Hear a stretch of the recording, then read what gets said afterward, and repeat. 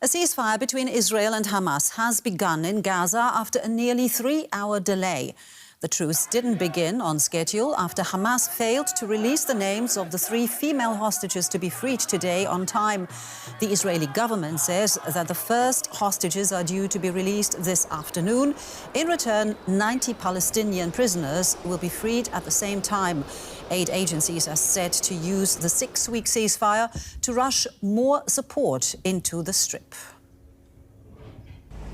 Now, for more, we are joined now by Balig Sladeen. He is a journalist based in Tel Aviv. Balig, OK, the ceasefire has begun. Tell us, what has changed? Can you feel it on the streets? Well, definitely there is a lot of delight among the Israeli public because of the release of these 3 hostages. By the way, only the name of Roni Gunen is now out there because the censorship still doesn't permit the release of all the names or the publication of all the names. But the brother of Romi has said that his sister is on the list of today's released hostages. Of course, the Israelis are waiting for them. Their families are waiting for them. Now, in Gaza, the celebration started very early, actually, and it started actually before the ceasefire started. It started at 11:15 local time, and just moments before the ceasefire started, the Israeli fighter jets were still striking Hamas targets, and according to local reports in Gaza, at least 7 or 8 people were killed, among them Hamas's militants. That has been also reported in Israel, that the IDF has targeted those militants inside Gaza. Now, Balig, 3 hostages are due to be released. You mentioned it in a few hours. At the same time, 90 prisoners, Palestinian prisoners, are also due to be set free. Can you tell us about the logistics of it all? How is that going to happen? Well, the previous ceasefire were actually a bit different, or that it was a bit different than what we are expected to see today. Apparently, the hostages will be released only in Egypt, and then will be transferred from Egypt to a military base inside Israel, and then they will be flown by helicopter to Sheba Hospital or any other hospital that would receive the hostages. That we will not apparently see the same scenes or the dramatic scenes that we have seen about a year and a few months ago when Hamas was releasing the hostages from inside the Gaza Strip and among all of the Gazan population there because of the risk for that. The Red Cross, by the way, said that they will not take photos or videos of the hostages because of the apparently fact that they are in a very bad condition. Maybe they are or they have been starved for a long time now, and they have lost a lot of weight.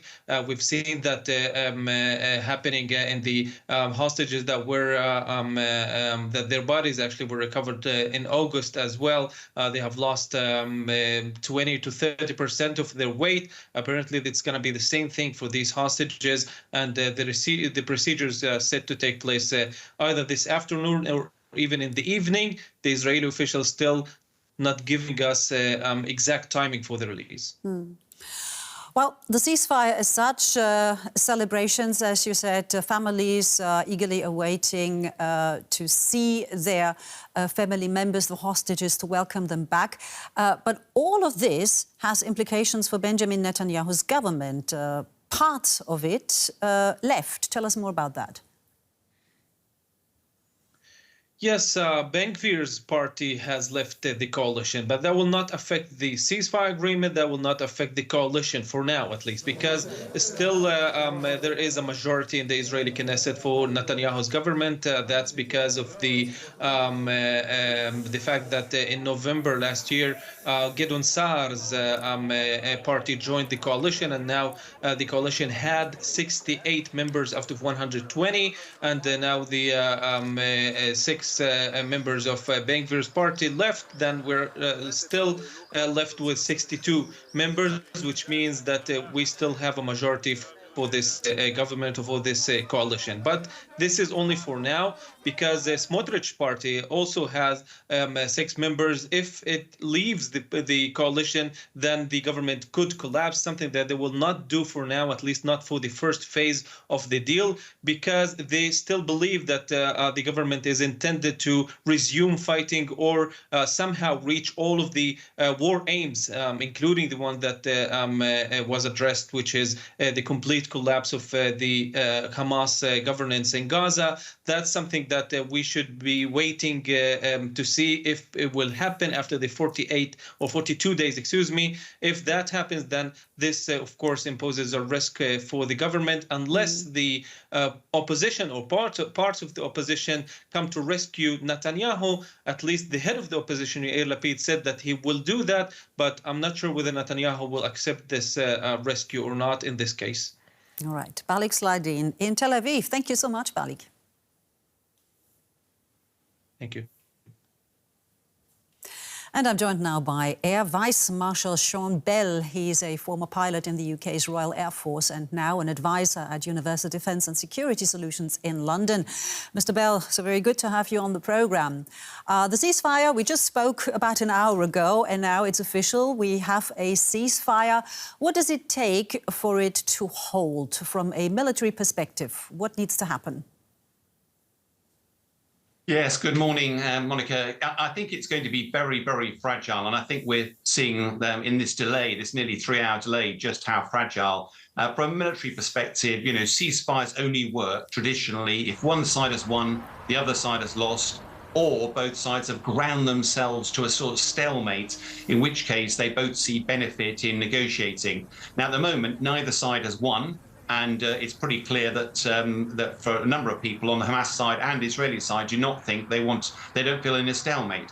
So it does feel that we've ended up in this situation because of political pressure, potentially from America, that's drawn them here. The one positive is that phase 1 of the ceasefire is largely focused on hostage releases. You'll remember Benjamin Netanyahu has been criticized heavily for the fact that he hasn't managed to get enough hostages out. And bluntly, Hamas is probably struggling to manage the large number of hostages it still has, given it's got severely limited areas where it can operate. It's quite another matter, though, when they get to the difficult negotiations about the future of Gaza, and that won't even start until day 16 of this ceasefire. I think there's a lot of difficult negotiations to come, and I think that's why we're seeing Ben Gvir resign from the Israeli parliament today, and also Hamas declaring that they've been victorious. It's very, very fragile at the moment. We're a long way away from a permanent end to this war. And when you say it's very fragile, just for a better understanding, can a ceasefire end just because someone on the ground is losing his nerves and starts to shoot? Or does that have to come from the very top? What ends a ceasefire? I think that's a really fascinating question, because it's worth remembering that we keep focusing on Hamas as being the fighters in the Gaza side, but actually there are a number of different groups in Gaza that will recognize that Hamas has been severely degraded. They might see there's a power vacuum coming, and therefore they see an opportunity.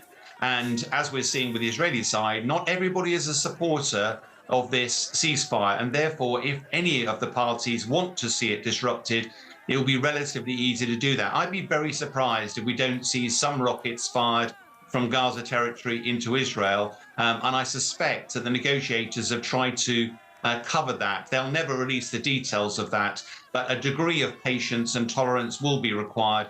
But I think what we're going to see is whether actually Prime Minister Netanyahu and the Hamas folks are genuinely interested in a lasting peace, or whether this is really just to placate the political pressure, gets them hostages released, and then continue fighting afterwards. We'll have to wait and see. Now, getting the hostages released obviously is sort of key and a top priority, but we've also heard, and we experienced it this morning, waiting for Hamas to deliver that list with the names, and Hamas saying there are technical problems, it's difficult to retrieve them, so they have problems knowing exactly where they are, the hostages scattered across Gaza Strip.